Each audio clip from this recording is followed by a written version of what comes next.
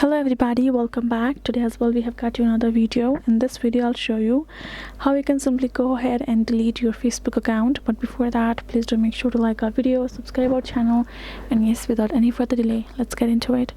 For that, go ahead, first of all, access your Facebook app on your mobile phone. Now right afterwards, all you have to do is tap on this profile icon with menu icon on top right. Tap on this gear icon again and tap on this account center of yours. And right over here, simply so you have to scroll down and tap on this option of your personal details. Now go ahead, tap on this option of account ownership and control. Now tap on this option of deactivation or deletion at the bottom.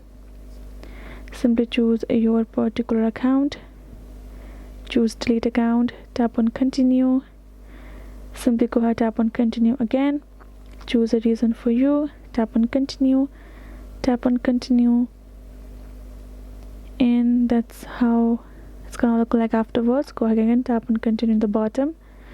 Now enter your password of your Facebook account. Once you're done, tap on continue and you will be able to reconfirm it and you're good to go. You will be able to delete your Facebook account likewise right over there.